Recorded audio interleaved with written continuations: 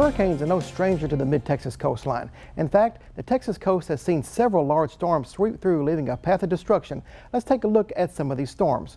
One hurricane that impacted Calhoun County was the Indianola hurricane of 1886. This Category 4 hurricane was tied at the time for the strongest hurricane ever recorded. It obliterated Indianola and most of the buildings, including the Calhoun County Courthouse.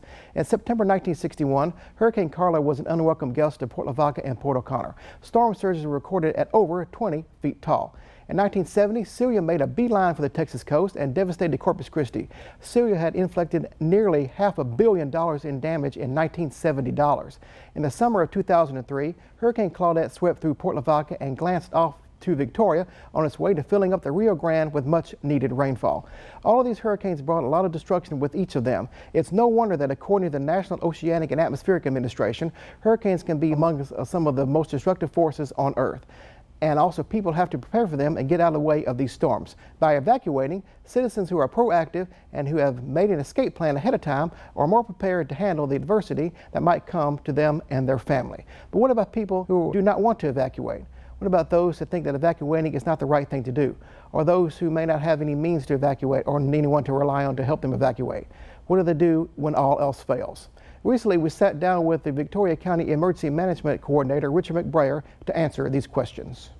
There is one simple message that Victoria County Emergency Management Coordinator Richard McBrayer preaches when he talks about hurricanes. Preparedness is huge for me. And now, thanks to grant funds, persistence, and overall concern for the community, the folks at Bloomington Independent School District were able to have a domed gym constructed at Bloomington Elementary. Most of the time, the dome will serve as a gym for students, but its real purpose is to be a safe room for residents in case of disaster, which is something McBrayer is thankful to see. I mean, BISD got this great gymnasium with partnership through FEMA, and so we've got a win-win situation. The community gets to benefit from it, as FEMA and the mitigation actions that we're trying to take in the state of Texas. As McBrayer takes us on a tour of the dome, he says that every detail was planned out carefully to maximize usability, starting with the gym. They had to use this as a safe room that they could, where's the maximum amount of people I can put? And so they did wide areas, and so that's the unique about it. That's why they did the retractable stands. They did anything out onto the court, where the courts were actually open and free. Even other spaces inside the dome, such as the locker rooms, were constructed with space usage in mind. So as you can see, you come in here, the locker room follows the actual contours of the building as a wide area out here. Then it turns out you got a lot of open floor space. And so one of the things they looked at and said, well, can we put more locker space? And FEMA's recommendation was no, we want floor space. We want space to available. So we want to meet you halfway. We'll do lockers on one end, but we want the maximum floor space to be able to give to people if we had to use this as a safe haven. Now that this FEMA safe room is in place, at what time would the call be made to open up the safe room?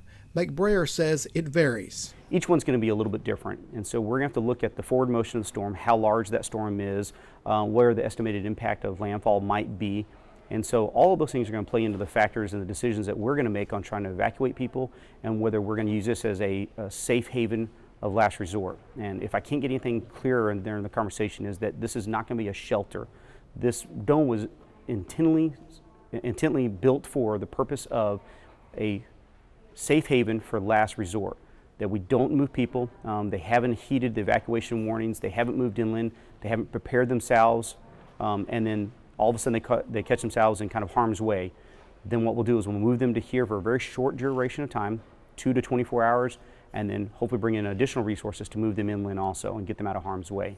While the safe room certainly adds an extra sense of security, McBrayer stresses that the safe room does not add the overall sense of security that many people may think. And there's a huge difference between a last resort safe haven or a last resort safe room and a shelter. A shelter denotes certain obligations that we have not only as local entities but as government entities and state entities, that we provide certain services to folks.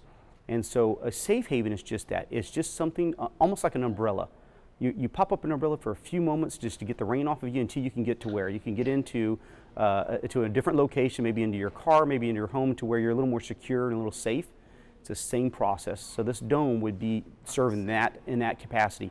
McBrayer says the reason that the safe room is not truly a shelter is clear. We have to have people here to operate this. And so then we put more people in harm's way when we're, crows fly from the coast already. Our elevation isn't the greatest, and so we want to make sure that people move out of harm's way. We never want to keep people in harm's way. We want to use it as just once again, a last resort safe haven. We want it to be something that we move people to for a very short duration when all else has failed. It's kind of like, to come back to the umbrella scenario. When I don't have an umbrella, what are you going to grab? You're going to probably grab a jacket. You're going to grab a book bag. You're going to something to put over your head to protect you from the rain. That's natural occurrence. That's what we do. And so we want to make sure that people understand that this is just that. It's a safe room of last resort. McBrayer wants everyone to keep this in mind when it comes to safe rooms. Look at their personal safety and their own resiliency that they might have.